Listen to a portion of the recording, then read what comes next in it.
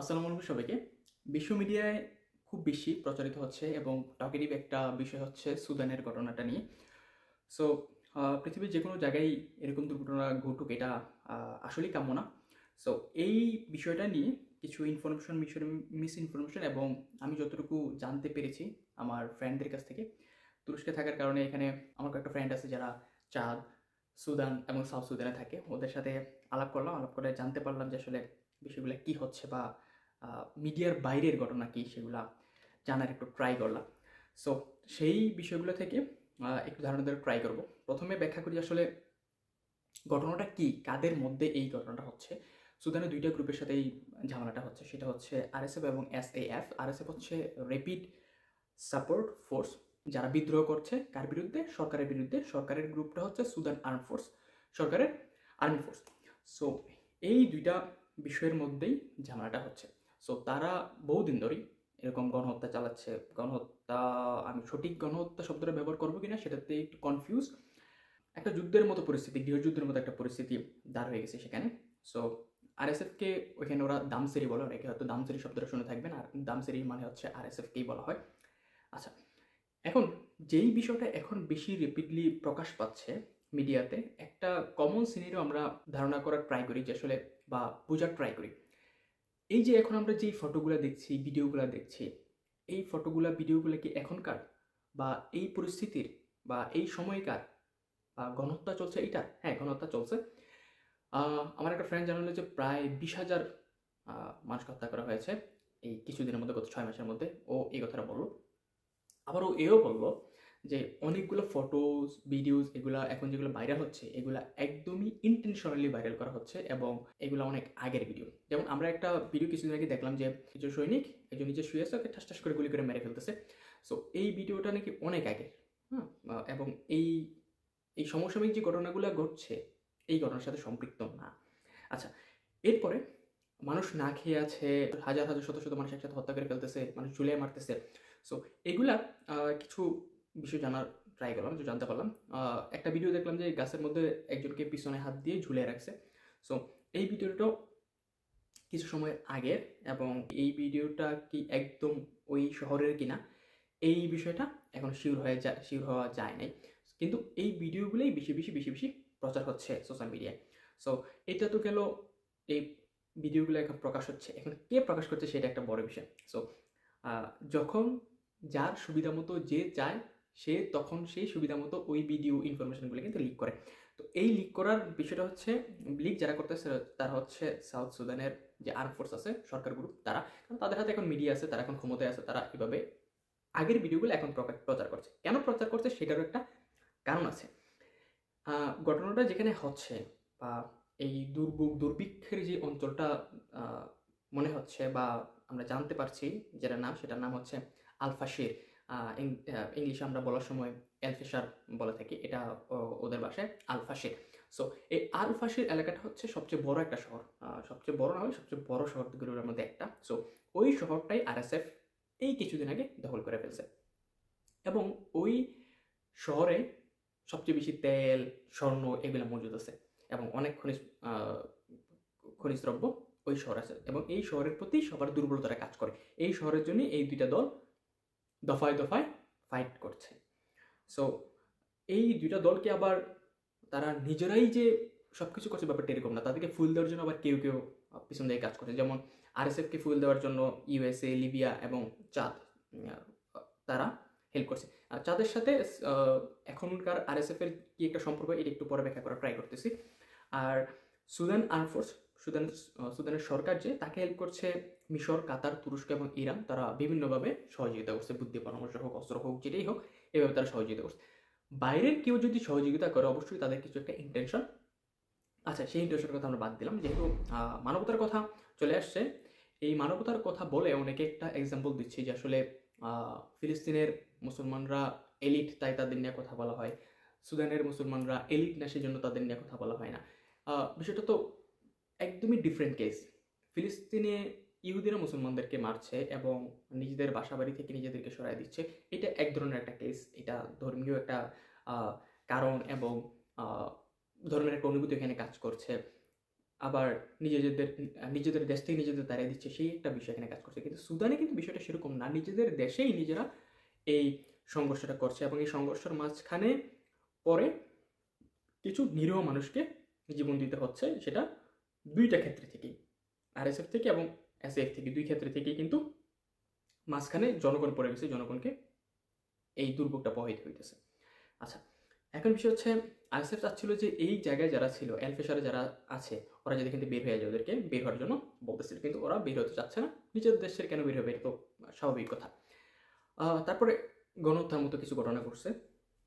তারপরে আরেকটা বিষয় হচ্ছে যে আরএসএফ যেভাবে আমরা মিডিয়াগুলোতে দেখছি যে শত শত মানুষ একসাথে মেরে ফেলতেছে, দিনে এত হাজার এত সব মানুষ মেরে ফেলতেছে, এইটা একটা আনরিয়েলিস্টিক কথা মনে হচ্ছে। কারণ হচ্ছে আমি গতকাল দুইটা ভিডিও দেখলাম, একদম এক্সাক্ট আলফিশারের লোকেশনের, এবং ওই দিনেরই গত পরশু দিনের ভিডিও আমি গতকাল দেখছি, গত পরশু দিনের ভিডিও, যেটা হচ্ছে আলফিশারে খাবার বন্টন করছে আরএসএফ, ট্রাকে খাবার নিয়ে আসছে, খাবার বন্টন করতেছে, তাদেরকে মারতেছে, তাদের ঘর বাড়ি থেকে বের করে দিচ্ছে, তারপর তাদেরকে খাবার দিতেছে, জুতা মেরে গরু দেন, এরকম একটা অবস্থা আছে না, ওইরকম আর কি। সো হোক, ওইরকম হোক আর যেরকমই হোক, তারা এখন তাদেরকে খাবার টাবার দিচ্ছে, হয়তো এরকম সাপোর্ট দিয়ে তাদেরকে একদিকে সরাই নেবে, এবং সেখান থেকে যেই খনিজ পদার্থ আছে সেগুলোর বেনিফিটটাকে গ্রহণ করবে। এই তো গেল হচ্ছে সুদানের যেই সংঘর্ষটা হচ্ছে, এই সংঘর্ষের একটা ব্রিফ।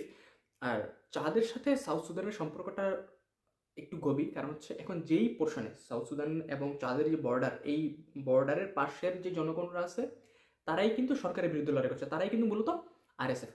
সো এই আরএসএফদের সাথে চাঁদের একটা সম্পর্ক হচ্ছে, চাঁদের বড় অংশ একটা, মানে চাঁদের মানুষদের বংশধররা খুব কাছের বংশধর, যে হ্যাঁ আরও 200-300 বছর আগের বংশধর ব্যাপারটা এরকম না, একদম রিসেন্ট বংশধররা। যেমন আমার রুমমেটের ফ্রেন্ড, ওর শ্বশুরের শ্বশুরের ভাই হচ্ছে এই এখন আরএসএফ যাকে প্রধানমন্ত্রী বানাতে চাচ্ছে, সে ভাইস প্রেসিডেন্ট ছিল, এক টার্মে সে ভাইস প্রেসিডেন্ট ছিল, সে হচ্ছে ওর শ্বশুরের ভাই। ব্যাপারটা এত ক্লোজ মানে। এবং তারা কি করছে, চাঁদ মেন্টালি সাপোর্ট দেওয়া, জনশক্তি দিয়ে সাপোর্ট দেওয়া, সব কিছুর মাধ্যমে সাপোর্ট দিচ্ছে যাতে তারা একটা ক্ষমতায় যেতে পারে। এই হচ্ছে একটা পরিস্থিতি। আর আফ্রিকা নিয়ে আমার বরাবরই একটা ভাবনা, যেটা হচ্ছে আফ্রিকাতে দুই ক্যাটাগরির মানুষ বাস করে। বাংলাদেশে যেমন আমরা অনেক ক্যাটাগরির মানুষ বাস করি, একদম হতদরিদ্র, মধ্যবিত্ত, নিম্ন মধ্যবিত্ত, উচ্চ মধ্যবিত্ত, উচ্চবিত্ত, অনেক আছে। কিন্তু আফ্রিকাতে সাধারণত, ও যেটা বললাম, আমি ওর কাছ থেকে শোনা, 2-3 জনের কাছ থেকে শোনা, যেটা হচ্ছে আফ্রিকাতে গ্রুপ দুইটা, হয় দরিদ্র না হয় ধনী। আমরা আফ্রিকার যত ভিডিও দেখি, যত ফুটেজ দেখি, সব দেখি দরিদ্রদের, গরিবদের। আফ্রিকাতে বড় বড় বিল্ডিং নাই, আছে দামি দামি গাড়ি নেই, আছে, আমি কি দেখি? কখনো দেখি না। আমাদেরকে দেখানো হয় যে আফ্রিকা হচ্ছে একদম দরিদ্রদের দেশ। হ্যাঁ, যারা দরিদ্র তারা খুবই দরিদ্র, তাদেরকে ধনী হইতে দেয় না। তারা কৃষিকাজ করে ঠিক আছে, কিন্তু একজন মিলিয়নিয়ার কৃষক এরকম আর কি। আমার ফ্রেন্ড, আমার রুমমেট, ওর বাপে কৃষিকাজ করে, কিন্তু ওদের যে বাড়ি, এই বাড়িতে প্রায়, মানে শুধু একটা ঘরের মধ্যে প্রায় 25-30টা ফ্যামিলি থাকতে পারে, মানে এত বড় ঘর ওদের। কিন্তু ওর বাপ কিন্তু কৃষিকাজ করে। সো আফ্রিকার বিষয়গুলা যেরকম হোক না কেন, বা ওদের যদি যেরকমই হোক, নির্বিচারে এরকম অস্ত্রহীন মানুষ, নারী, শিশুদেরকে হত্যা করাটা খুবই খুবই খুবই জঘন্য নজির। ইভেন তারা ধর্মীয়ভাবে তারা মুসলমান, আবার একজন মুসলমান আরেকজন মুসলমানকে মারতেছে। শুধু এইটাই না, দফায় দফায় নারীদেরকে নির্যাতন করা হচ্ছে, এই ঘটনাটাও শোনা যাচ্ছে। কয়েকজনের সাথে কথা বলার পরে একজন বললো যে না, এরকম কোনো ঘটনা ঘটছে না। আর একটা ফ্রেন্ড বললো, ওর বাসা হচ্ছে সাউথ সুদানে, ও বললো যে হ্যাঁ অনেক নারীকে দর্শন করা হচ্ছে, শিশুদেরকে হত্যা করে ফেলা হচ্ছে, এরকম ঘটনা ঘটছে। আবার হচ্ছে আরও একটা বড় বিষয় হচ্ছে যে অনেকগুলা ভিডিও যেগুলো আমরা পাই, ওরা আরবিতে বলছে, এগুলো ট্রান্সলেশনগুলো অনেক এক্সাজারেট করে দেওয়া হয়। যেমন বাংলাদেশে একটা ভিডিও দেখলাম, বাংলা ট্রান্সলেট করা, ওকে আমি দেখালাম যে আসলে বলে এখানে কী বলছে এগুলো। তো ও যা বললো, বাংলা যে ট্রান্সলেট করলো, ও তো আমাকে টার্গিশে বলছে, ইংলিশে বলছে। আমি দেখলাম যে বাংলা এটার সাথে অনেক তফাৎ আছে। সো প্রোপাগান্ডা মিডিয়া যেরকম ছড়াচ্ছে, ক্ষমতাসীনরা সেরকম ছড়াচ্ছে। এমনও হইতে পারে ঘটনা যা ঘটছে তার সিকিভাগ আমরা জানতে পারছি, অথবা ঘটনা যা ঘটছে তার শতগুণ বেশি আমরা জানতে পারছি। শতগুণ বেশি বলতে এক্সাজারেট করে দেখানো হচ্ছে, এরকম আমরা জানতে পারছি। সো এই তো হচ্ছে বিষয়টা। আর বিশ্ব মিডিয়াগুলো আসলে কিভাবে চলে, কেমনে চলে, আমরা আসলে গত কয়েক বছর ফিলিস্তিনের ঘটনার পরে মোটামুটি তাদের উপর থেকে ট্রাস্ট হারাইয়া ফেলার মতো হয়ে গেছে। এবং ইউনাইটেড নেশনের কথা আর কি বলবো, তারা কি করতে পারে সেটা আমরা আসলে গত কয়েক বছরে দেখে ফেলছি। যাই হোক, তাদের এই সংকট দ্রুত নিরসন হোক, পৃথিবীর কোনো দেশে এরকম যুদ্ধ গৃহযুদ্ধ না হোক। তবে আহ, একটা কথা আমার খুব বেশি মনে পড়ে, আমার গত বছরের রুমমেট ছিল একটা ফ্রেন্ড, ও সাউথ সুদান থেকে আসছে, ওর সাথেই কথা হয়েছিল। ও একটা কথা বলছিল যে মানে ওর কথা আমার খুব মাঝে মাঝেই মনে পড়ে যে যুদ্ধ না হইলে শান্তি হয় না। আর যুদ্ধ হওয়ার কারণেই আমি আজকে টাকিজ আসতে পারছি। যদি যুদ্ধ না হইতো তাইলে আমি এত পড়াশোনা করতে পারতাম না, আমি এত দূরে আসতে পারতাম না, আমি সেই দরিদ্রের মধ্যেই থাকতাম। মূলত ওর এই কথাটা আমার খুব মাঝে মাঝেই মনে পড়ে, সেই জন্য ওর খোঁজখবর রাখি আমি মাঝে মাঝে। যখন দেখলাম যে সুদানে এরকম ঘটনা হচ্ছে, সাথে সাথে ওকে আমি নক দিচ্ছি যে কী অবস্থা, তোমার পরিবারটা ভালো আছে কিনা। যাক, আলহামদুলিল্লাহ, ওর ফ্যামিলি সব ঠিকঠাক আছে, ওর বাসা সাউথ সুদানে হওয়ার কারণে সব ঠিকঠাক আছে। তো আশা করি পৃথিবী থেকে এরকম গৃহযুদ্ধগুলা বন্ধ হোক, যুদ্ধগুলা বন্ধ হোক। আর এই সকল বড় বড় টাইকুন আছে, ইউএর মতো, লিবিয়ার মতো, তুরস্ক ইরানের মতো বড় বড় দেশগুলো আছে, তারা যাতে এগুলোতে ফুয়েল না দেয় এবং একটা সমঝোতার মাধ্যমে এই সংকট নিরসন করে। ধন্যবাদ সবাইকে।